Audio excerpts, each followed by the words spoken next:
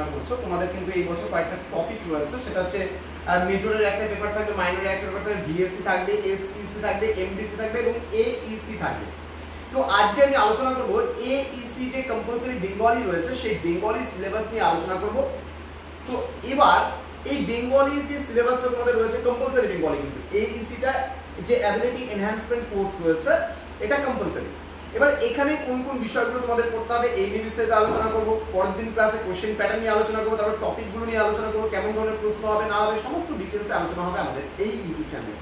যারা first time আমাদের YouTube চ্যানেলে ভিডিওটি দেখছো তারা অবশ্যই চ্যানেলটিকে সাবস্ক্রাইব করে পাশে থাকা বেল আইকন অল প্রেস করে দাও, যাতে নেক্সট টাইম যে কোনো ভিডিও আপলোড করলে তার নোটিফিকেশন তুমি পেতে পারো। এবং তোমরা যারা ভাবছো অনলাইনে আমাদের কাছে কোর্স করবে তারা অবশ্যই যোগাযোগ করবে আমাদের অফিশিয়াল নাম্বার 6295916282 নম্বরে।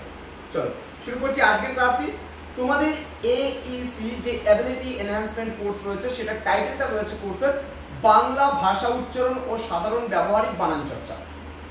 এবার এইখানে তোমাদের সর্বমোট ইউনিট রয়েছে 3টে ইউনিট, এবং এই 3টে ইউনিটের মধ্যে তোমাদের কি কি পড়তে হবে এই নিয়ে প্রথমত আলোচনা করব। প্রথমত যেটা পড়তে হবে আমাদের ইউনিট নাম্বার 1 এর রবীন্দ্রনাথ ঠাকুরের সহজ পাঠের প্রথম ভাগ এবং দ্বিতীয় ভাগ পড়তে হবে, ঠিক আছে? এবং এখান থেকেও প্রশ্ন করা হবে, আমি আলোচনা করব প্রশ্নগুলো নিয়ে পরবর্তীতে। ইউনিট নাম্বার 2 যেখানে রবীন্দ্রনাথ ঠাকুরের সহজ পাঠের তৃতীয় এবং চতুর্থ পর্ব নিয়ে তোমাদের পড়তে হবে, চতুর্থ ভাগটা। এবং ইউনিট নাম্বার 3 যেটা রয়েছে বাংলা ব্যাকরণ পাঠ থাকছে।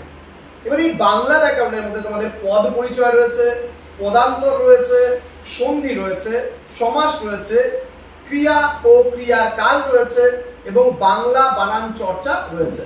এই কটা টপিক মাত্র তোমাদের পড়তে হবে, কিন্তু এইসি তোমাদের যে কম্পালসরি বেঙ্গলি রয়েছে অ্যাবিলিটি এনহ্যান্সমেন্ট কোর্স সেই অ্যাবিলিটি এনহ্যান্সমেন্ট কোর্সে। দেখা হচ্ছে